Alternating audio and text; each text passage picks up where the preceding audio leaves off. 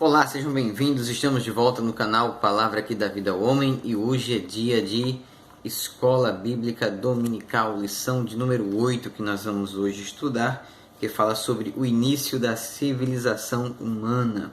Vamos ver aí alguma coisa sobre o início da civilização humana. O nosso textual está no livro de Gênesis, capítulo 4, verso 17, que diz assim: E conheceu Caim a sua mulher, e ela concebeu e teve a Enoque. E ele edificou uma cidade e chamou o nome da cidade pelo nome de seu filho Enoque. Verdade prática diz: uma das missões do ser humano é povoar a terra, dominar os segredos da criação divina e fundar uma sociedade que venha a glorificar o nome de Deus. Nosso textuário se encontra no livro de Gênesis, no capítulo de número 4, versos do 1 ao 16, que diz assim: E conheceu Adão a Eva, sua mulher, e ela concebeu e teve a Caim, e disse: Alcancei do Senhor um varão.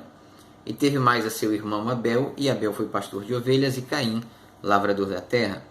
E aconteceu ao cabo de dias que Caim trouxe do fruto da terra uma oferta ao Senhor, e Abel trouxe dos primogênitos das suas ovelhas a sua gordura. E atentou o Senhor para Abel e para a sua oferta, mas para Caim, para a sua oferta, não atentou. E irou-se Caim fortemente e decaiu-lhe o seu semblante. E o Senhor disse a Caim: Por que tirastes? E por que decaiu o teu semblante? Se bem fizeres, não haverá aceitação para ti. Se não fizeres bem, o pecado jaz à porta, e para ti será o seu desejo, e sobre ele dominarás. E falou Caim com seu irmão Abel, e sucedeu que, estando eles no campo, se levantou Caim contra o seu irmão Abel e o matou. E disse o Senhor a Caim: Onde está Abel, teu irmão? E ele disse: Não sei. Sou eu guardador do meu irmão? E disse Deus: O que fizeste? A voz do sangue do teu irmão clama a mim desde a terra. E agora, maldito és tu desde a terra, que abriu a sua boca para receber da sua mão o sangue do teu irmão. Quando lavrares a terra, não te dará mais a sua força. Fugitivo e errante serás na terra. Então disse Caim ao Senhor: É maior a minha maldade que a que possa ser perdoada. Eis que hoje me lanças da face da terra, e da tua face me esconderei, e serei fugitivo e errante na terra. E será que todo aquele que me achar me matará? O Senhor, porém, disse-lhe: Portanto, qualquer que matar a Caim, 7 vezes será castigado. E pôs o Senhor um sinal em Caim, para que não o ferisse qualquer que o achasse. E saiu Caim de diante da face do Senhor, e habitou na terra de Nod, da banda do oriente do Éden. Muito bem. Nós vemos aqui que a lição vai traçar acerca da origem da humanidade, né? É importante entender que a civilização, ou a humanidade como a gente conheceu, ela não brotou do dia para a noite, ela não surgiu na madrugada, ela não foi forjada em horas nem em meses, ela foi forjada em milênios, né? Tem milênios de história da humanidade. E tudo começou com a criação de um único casal. Mas antes disso, a definição segundo o dicionário Oasis: civilização é o conjunto de aspectos peculiares à vida intelectual, artística, moral e material de uma época, de uma região, de um país ou de uma sociedade. Ou seja, cada civilização específica ela vai ter um conjunto de padrões de normas, de moralidade, de conduta ética, de padrões de religião, de cultura, de artes, de música, daquilo que ela entende ser importante para ela, e ela vai constituir uma sociedade que vai gerar em torno de educação, economia, política e dos valores sociais de cada civilização. Quando nós olhamos para o passado, nós vemos que surgiram inúmeras civilizações. Temos aí a Grécia Antiga, a Roma Antiga, o Egito Antigo, Mesopotâmia, Babilônia, Nabucodonosor, rei da Babilônia. Temos os assírios, os fenícios, os amorreus, os heteus, os jebuseus e por aí vai. Os astecas, os maias, os incas, as culturas indígenas e vai por aí afora. Trocentas civilizações que existiram, que existem e que ainda existirão. Nós podemos ver que todo esse povo teve um início, teve uma origem. Babilônia não nasceu Babilônia, Egito não nasceu Egito, Israel não nasceu Israel. Teve um princípio, teve um momento no tempo e no espaço em que esse povo teve que vir de algum lugar. E esse povo veio, né? Veio da onde? Veio da criação do homem, a imagem e semelhança de Deus. Gênesis 1, 26. O projeto de Deus sempre foi que o homem povoasse a terra.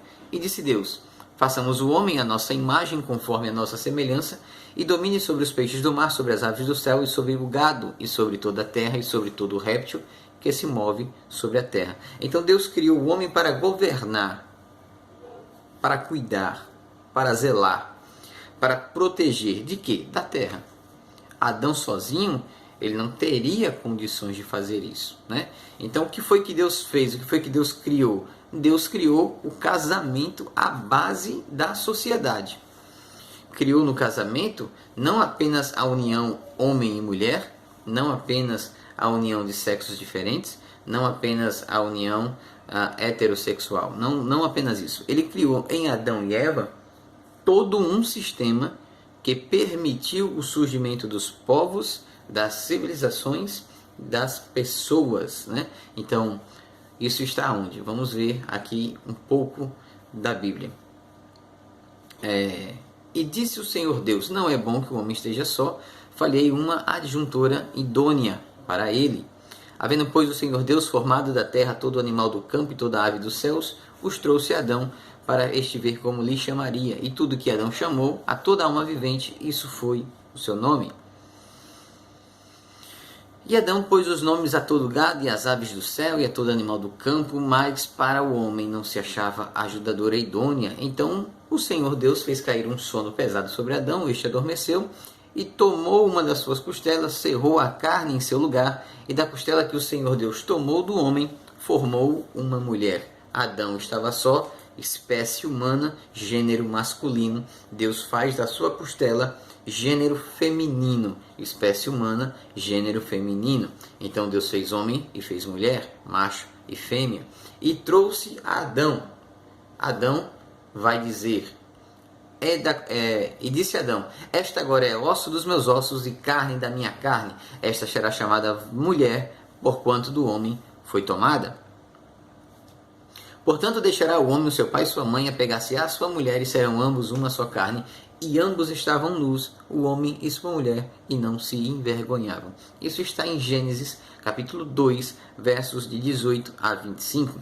Então veja, Deus criou o homem estava só, o homem precisava de uma companheira, Deus criou a mulher, e através da união homem e mulher, foi possível criar a humanidade, né? Deus não ia criar vários bonequinhos, vários Adões, várias Evas, ia soprar fôlego de vida nesse povo todo, não. Deus fez o primeiro casal e deu a eles a incumbência de povoarem a terra. Então, veja que sem o casamento seria impossível a proliferação ou a propagação ou a disseminação da raça humana sobre a terra.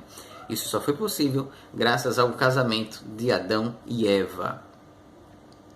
Portanto, o casamento é um matrimônio sagrado, indissolúvel e que deve ser preservado com todo pudor e modéstia diante de Deus. Vós mulheres, sujeitai-vos a vossos maridos como ao Senhor, porque o marido é o cabeça da mulher, como também Cristo é o cabeça da igreja, sendo ele próprio o salvador do corpo, de sorte que assim como a igreja está sujeita a Cristo, assim também as mulheres sejam sujeitas em tudo a seus maridos. Obrigação da mulher, sujeitar-se ao marido, né? É a questão da submissão ao marido, a questão do marido ser o cabeça da casa, o chefe de família, o pai de família, o chefe da casa, né? O chefe da tribo, digamos assim, e a mulher é a sua adjuntora, a sua companheira.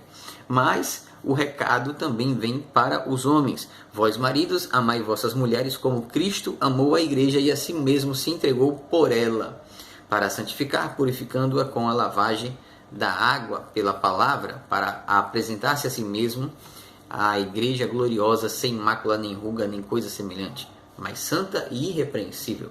Assim também devem os maridos amar suas próprias mulheres como a seus próprios corpos. Quem ama sua mulher, ama a si mesmo. Porque nunca ninguém odiou a sua própria carne, antes a alimenta, a sustenta, como também o Senhor, a igreja. Veja, Deus não pegou leve com os homens, não. Né? Se por um lado a mulher ela é obediente ao seu marido, ela é submissa, ela tem um compromisso com o seu marido e há uma hierarquia dentro da família, o homem ele tem uma grande responsabilidade. Ó, amai, vós maridos, amai vossas mulheres como Cristo. Eu não estou falando de mim, eu não estou falando do meu pai, eu não estou falando do meu avô, eu não estou falando do meu vizinho, eu não estou falando do meu irmão, eu estou falando de Cristo. Veja a comparação que a Bíblia tenta fazer. Vós maridos, amai as vossas mulheres como Cristo amou a igreja, cuidou da igreja e a si mesmo se entregou por amor à igreja. Gente, veja a responsabilidade do marido, veja a responsabilidade do homem.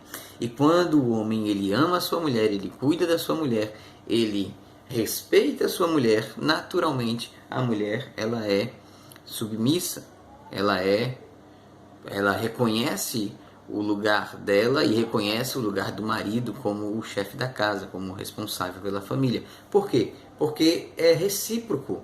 Se a mulher ela é amada, ela não faz as coisas por obrigação, ela faz por amor, é a reciprocidade do casal, é a reciprocidade do cônjuge. Então, ela é obediente, ela é submissa, ela é auxiliadora, ela é adjuntora, idônea, porque ela é amada, ela é cuidada, ela é protegida. E veja que Cristo não aliviou de maneira alguma com o marido.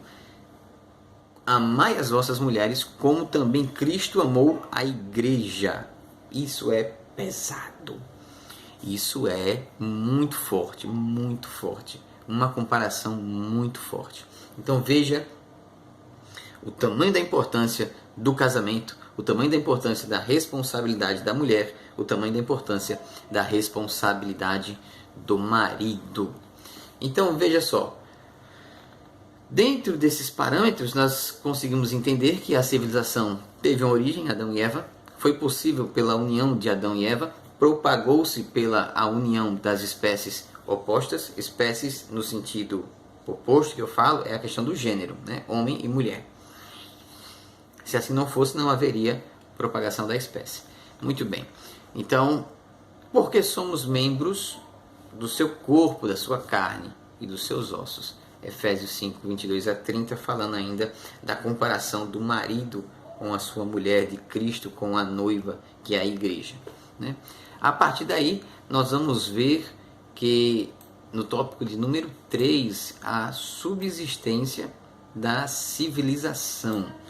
Subsistência da civilização. Pois comerás do trabalho das tuas mãos, feliz serás e te irá bem. Salmo de número 128, verso de número 2. Ora, o trabalho estava embutido na vida humana, estava anexado no jardim. O trabalho fazia parte da vida aqui na terra. É impossível viver sem trabalho. A diferença é que o trabalho do Adão antes da queda era uma coisa. O trabalho do Adão depois da queda será outra coisa. O trabalho ele foi criado por Deus para a subsistência da espécie humana. Nesse sentido, o trabalho era bom, o trabalho era benéfico, o trabalho era, como é que eu vou dizer a você assim, era até prazeroso, no sentido de que Adão tinha uma ocupação que lhe fornecia o retorno digno e justo. Mas, após a queda, aí vem um problema, né? Após a queda, vai dizer a Bíblia Sagrada: no suor do teu rosto comerás o teu pão até que tornes a terra, porque dela foste tomado, porquanto és pó, e em pó te tornarás. Gênesis 3, 19. O trabalho pós-queda, ele é fadigoso, o trabalho pós-queda é estressante, o trabalho pós-queda é capitalista, é escravista, se é que essa palavra está certa. Né? O trabalho, o regime do trabalho, nós temos aí regimes que giram em torno da escravidão humana, salários que não são dignos da função ou das pessoas que exercem a função. Então esse trabalho pós-queda, ele se tornou ruim.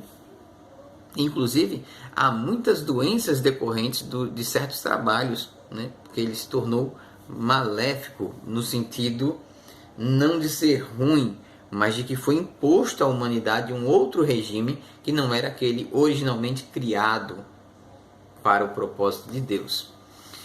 Nós vamos ver no tópico de número 2, a civilização e conflito, né? A gente vai observar que a primeira família da Terra, ela é sinônimo de catástrofe, de desastre, de desgraça. Nós temos o primeiro casal que não tinha ninguém para influenciá-lo, não tinha ninguém para induzi-lo, né? A não ser a questão da história da serpente, mas que não cola muito bem, não bate muito bem, porque Adão era plenamente consciente daquilo que Deus havia falado, mas nós temos a primeira família formada por 2 desobedientes, Adão e Eva. Nós vamos ter uma família com o primeiro homicida, né? O primeiro irmão que matará o seu irmão por inveja, tentará esconder o corpo e ainda tentará enganar a Deus com as suas piadas. Então, a primeira família da Bíblia, ela foi totalmente afetada pelo pecado. Então nós vamos ver lá em Gênesis 4:2, diz assim: e deu à luz mais a seu irmão Abel. Abel foi pastor de ovelhas e Caim, lavrador da terra. Vejam que eles vão desenvolver as capacidades humanas, a inteligência humana e os artifícios humanos naquilo que era necessário à existência humana. Então vai se desenvolver tanto a questão da agricultura como a questão da pecuária. A partir daí, nós vamos ver que a humanidade vai crescer, vai aumentar e a maldade do homem continua a crescer junto com ele. Vamos ver aqui no segundo tópico da lição, a cidade de Lameque, né? estabelecida por Caim, logo após este haver assassinado Abel, seu irmão. E a cidade de Enoque foi marcada pela violência e pela banalidade à vida humana. Nós vamos ver aí o primeiro homem a praticar a bigamia, Lameque, que ele vai fazer poema, ele vai fazer verso, ele vai dizer mais ou menos assim: ouvi a minha voz, vós, mulheres de Lameque, né? Então era Ada e Zila, duas. Ele é tido também como o pai da bigamia.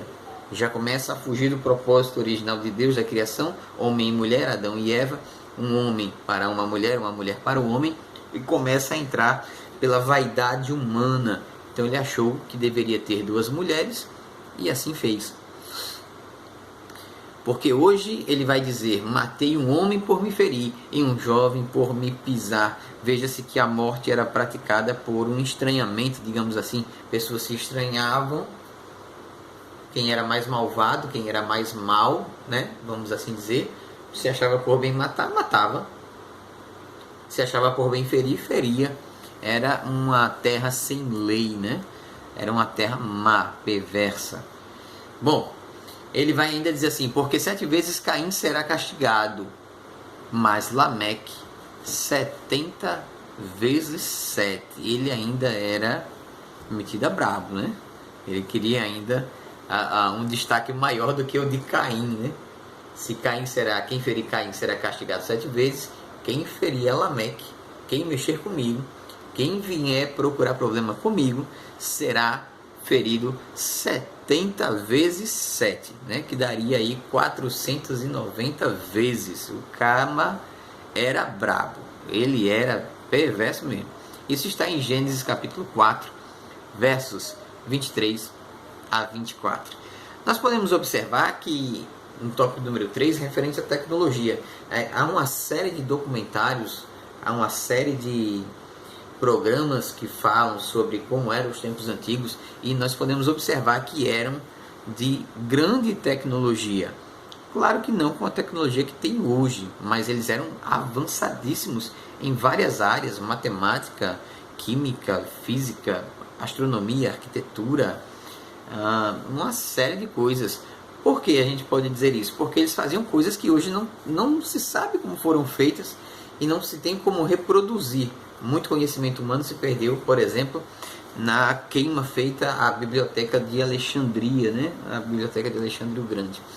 Nós vamos ver, por exemplo, que nos primórdios do começo, em que a humanidade começa a crescer, ela começa a produzir feitos tecnológicos, econômicos e artísticos, né? Nós vamos ver, por exemplo, Iada deu à luz a Jabal. Este foi o pai dos que se habitam em tenda e tem gado. Então Jabal foi o criador da tenda, o inventor da tenda. Ele é o pai dos que criam tenda e tem gado. Veja aí o desenvolvimento humano. Nós vamos ver também, e o nome do seu irmão era Jubal. Este foi o pai de todos os que tocam harpa e órgão. Veja, o pai daqueles que são músicos, que desenvolveu equipamentos musicais, instrumentos musicais, formas de tocar, notas e por aí vai. E nós vamos ver também, Isila também deu à luz a Tubal-Caim, mestre de toda a obra de cobre, ferro, né? Cobre e ferro. Então ele não aprendeu apenas a mexer com cobre e ferro, ele aprendeu a minerar, ele aprendeu a extrair o ferro da terra. Então isso está onde? Em Gênesis capítulo 4, versículos de 20 a 22. Isso foi o que? Foi a humanidade se desenvolvendo, foi a humanidade evoluindo e foi a humanidade mostrando a que veio para dominar, veio para crescer, veio para multiplicar. E isso foi um intento do coração de Deus, era da vontade de Deus. Agora veja, se o homem mau, se o homem ruim, ele evoluiu tanto, imagine como seria o mundo se Adão e Eva não tivessem pecado. Em que patamar estaria o mundo? Quais as invenções já teriam aparecido? Quais as descobertas já teriam sido feitas? No tópico de número 3, nós vamos ver que Deus ele vai intervir na civilização. Criador de todas as coisas, dono do universo, do tempo, da vida, da morte, de tudo, né? Governante absoluto de todo o universo, Deus também interfere na vida do homem, na civilização humana, na nação humana e no futuro de indivíduos, povos, línguas e nações, se for preciso. Nós vemos que em alguns momentos a Bíblia vai falar que Deus ele faz intervenções para resolver problemas e para direcionar o homem, né? Se não, assim não fosse feito, é provável que a humanidade já teria sido extinta há muito tempo. Nós vamos ver, por exemplo, que Deus ele interage na vida de Adão, Caim e Enoque. E chamou o Senhor Deus a Adão e disse: onde estás? Deus procurando o homem para a prestação de conta. Gênesis 3:9. E o Senhor disse a Caim: por que tirastes? Por que tirastes, Caim? E por que decaiu o teu semblante? Deus conversando com Caim acerca da maldade do seu coração antes que ele praticasse o pecado de homicídio, né? Isso está em Gênesis 4:6. Deus também irá intervir no sentido de conduzir a Caim após a tragédia ter sido consumada e executada. E andou Enoque com Deus e não apareceu mais, porquanto Deus o tomou para si. Gênesis 5:24. Então Enoque ele vai receber uma ação direta de Deus, e Deus vai agir na vida dele e vai retirá-lo da terra. Isso vai acontecer porque Enoque andou com Deus e andou tão intimamente com Deus que Deus se agradou tanto de Enoque que disse: vou tirá-lo da terra. Deus também intervém na vida de povos, na vida de reinos, na vida de nações, porque Ele mesmo, Ele constitui autoridades humanas, né, para o cumprimento dos seus propósitos e das suas vontades em relação ao homem. Isso é demonstrado inúmeras vezes ao longo da história, né? Nós temos exemplos bíblicos, como por exemplo no Velho Testamento, ali logo no comecinho da humanidade, quando Nimrod ele resolve construir a Torre de Babel. A Torre de Babel, lembrando que toda a humanidade falava uma única língua, eram um só povo e eles decidiram de construir uma torre que chegasse ao céu. É o primeiro projeto global de que se tem notícia, se tem registro bíblico. É o primeiro movimento, podemos dizer assim, anticristo, explícito na Bíblia, para um regime mundial, uma ordem mundial, um governo mundial, onde o homem se levanta contra Deus, porque o propósito da torre era justamente esse, era impedir Deus de operar a sua vontade contra o homem. Isso está em Gênesis, né? Capítulo de número 6, do verso 7 ao 11. Muito bem. E a partir daí Deus vai intervir inúmeras vezes na história da humanidade, né? Não só na Torre de Babel, em outras ocasiões também, principalmente na formação da nação de Israel. Deus ele vai agir poderosamente para que o seu propósito da preservação de um povo santo para a chegada do Messias, ela permanecesse intacta. Nós vamos ver e vai ficar claro que a partir daí a humanidade ela vai de mal a pior, sempre de mal a pior. O homem ele é ruim, ele é mau, ele é perverso, e nós vamos ver que Cristo ele é a única esperança da civilização humana. A Bíblia vai dizer em João 3,16, porque Deus amou o mundo de uma tal maneira que deu seu único filho, veja, o único filho, para que todo aquele que nele crê não pereça, não morra, mas tenha a vida eterna. Texto áureo da Bíblia, João 3,16. E ele vai dizer, né, em Mateus 28, do 18 ao 20, né, e ele vai falar também em Isaías 11:2, que o objetivo é que toda a terra se encha do conhecimento do Senhor, é que se faça discípulos de todas as nações, que todos possam ser salvos e conduzidos à presença de Deus, porque Deus não quer a morte, Ele quer que o povo viva, Ele quer que o povo prospere. Nós podemos concluir, irmãos, né, nessa lição, foi um resumo que eu fiz, nós podemos concluir que a civilização ela é formada pelo poder soberano de Deus, através da criação de Adão e Eva, através da união de Adão e Eva, e através do cumprimento e através da ação divina em dados momentos da história para que o homem cresça, prospere, frutifique e multiplique-se. Podemos entender que Deus sempre planejou que a terra fosse povoada, podemos entender que Deus sempre quis que o homem governasse a terra e que ele conhecesse a criação de Deus intimamente, e podemos entender também que Deus ele preza e ele zela para que isso seja cumprido, seja realizado de acordo com a sua vontade. Evidentemente que a criação foi entregue ao homem, mas o homem é homem, o homem não é Deus. Então o homem tem sim os seus limites, Deus ele estabeleceu limites e tem coisas que não é permitido ao homem fazer. Isso fica para Deus. O que é possível fica para mim, o que é impossível fica para Deus. O que eu posso explicar, eu explico, o que eu não posso explicar, Deus explica.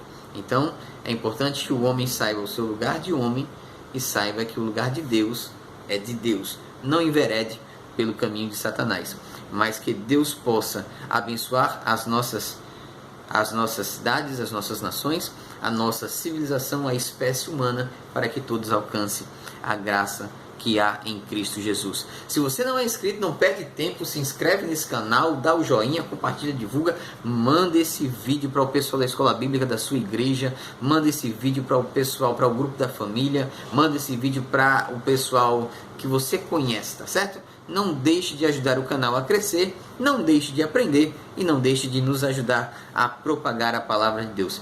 Fiquem todos com Deus, até a próxima lição, que é a semana que vem, e até mais. Um abraço a todos e tchau!